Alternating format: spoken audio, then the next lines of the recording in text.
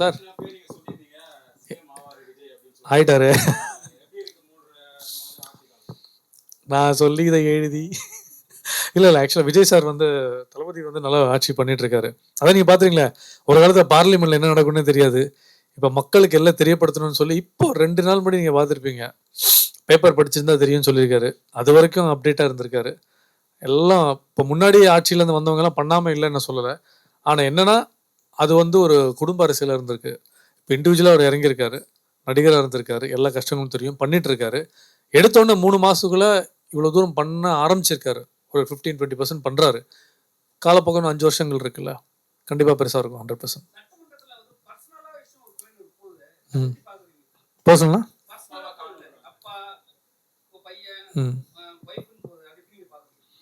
இல்லை அப்பாவை காணும் அப்பா காணும். ஆக்சுவலாக அன்றைக்கி அவர் இங்கே இல்லை, சம்மந்தப்பட்ட ஆள் சொல்லியிருக்காரு, நீ அவன்கிட்ட கேட்டு பாருங்க, அந்த லாட்ரி மட்டும் தானே சொல்கிறீங்க. அவரும் சொல்கிறாரு, அவரும் அங்கே தான் இருந்திருக்காரு, ஆக்சுவலாக அங்கேருந்து இங்கே வந்திருக்காரு. ஸோ கண்டிப்பாக இருக்கும்ல, நம்ம ஜெயிக்காத காலகட்டத்தில் இருக்கும்போது நமக்கு பெயின் இருக்கும், ஜெயிச்சதுக்கப்புறம் நம்ம ஒரு விஷயம் பேசுவோம். ஆனால் ஓப்பனாக தான் பேசுகிறாங்க. சரி, அது ஹெல்த்தியாக இருந்துட்டு சந்தோஷமான விஷயம் தான். அது அவங்களுக்குள்ளே பேசி அது அப்படியே ஸ்ட்ரக்கப் ஆகாமல் மக்களுக்கு நல்ல திட்டம் தரோம், இது தரோம், நிறைய விஷயங்கள். இப்போ ஃபார்மிங்க்கு நிறைய விஷயங்கள் பண்ணுறோம். இப்போ ஃபார்மிங் லேண்டு பல விஷயங்கள் பண்ணுறவர் சொல்லியிருக்காரு விஜய் சார். இப்போ எது நடந்தாலும் நீங்கள் என்னடா இப்போ என்னென்னா இந்த லஞ்சம் ஒழிஞ்சிருக்குங்க. அப்பா ரொம்ப சந்தோஷமாக இருக்குது. கார்பரேஷன் சைடில் எங்கே போனாலும் இப்போ நானும் ஒரு இடம் பார்த்துட்டு இருந்தேன், ஒரு இடத்துல போயிட்டு முன்னாடியெல்லாம் இங்கே மூவ் பண்ண அங்கே மூவ் பண்ணன்னு சொல்லும்போது எவ்வளோ கொடுத்தா எவ்வளோ வேலை நடக்கும்னு இருக்கு. இப்போ வாங்குறது பயப்படுறோம். ஆக்சுவலாக செக்யூரிட்டி 10 ரூபா டீ குடி கேட்க மாட்டாங்க. அப்படிதான் இருக்காரு. ஸோ அந்த அளவுக்கு ஒரு பயம் ஏற்பட்டிருக்குல்ல எல்லார்கிட்டையும். போலீஸ்கிட்ட மாற்றம் வந்திருக்கு. ஆல்ரெடி நம்ம டிவிக்கே தானே, நான் பச்சையாக சொல்லியிருக்கேன். நான் ஒரு பூஜையில் கூட நான் சொன்னேன், நான் ஃபஸ்ட்டு நான் சொன்னது, எனக்கு அதில் வந்து 5000 ஃபாலோவர்ஸ் தூக்கிட்டாங்க இன்ஸ்டாகிராமில். என் பேஜே போனாலும் பரவாயில்ல, எனக்கு மனசில் என்ன தோணுச்சோ நான் தான் சொன்னேன். நமக்கு சினிமாவில் தெரியும்ல, சினிமா ஈஸியாக தூக்கி போட்டு சொல்லுவாங்க.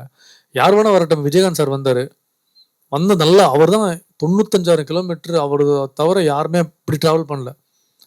வந்தார், நல்லா பண்ணார். ஆனால் ஒரு காலகட்டத்தில் அது என்ன நடந்தது உங்களுக்கே தெரியும். அதுக்கப்புறம் எம்ஜிஆர் சார் எப்படி பண்ணியிருந்தா உங்களுக்கு தெரியும் முன்னாடியே.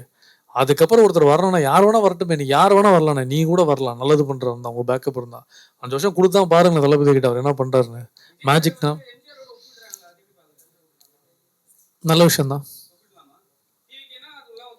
அப்படி கிடையாது, நீங்கள் கேட்ட விஜய் சார் எம்ஜிஆர் கூட தானே டிவிக்கே ஒப்பிடுறது. பண்ணுவார்ண்ணே, 3 மாதம் தானே ஆச்சு, இன்னும் 5 வருஷம் 3 மாதம் இல்லையே. பண்ணுவாருண்ணே, கண்டிப்பாக பண்ணுவார், கண்டிப்பாக பண்ணுவார். இல்லைண்ணே, விஜய் சாரை மீட் பண்ணுறதுக்கு ட்ரை பண்ணல. நம்ம ஸ்ரீநாத் சார் தான் மினிஸ்டர், நம்ம மச்சான் தான். அவர் தூத்துக்குடியில் இருக்கார். அப்போ கூட நான் மெசேஜ் பண்ணி கேட்டிருந்தேன்.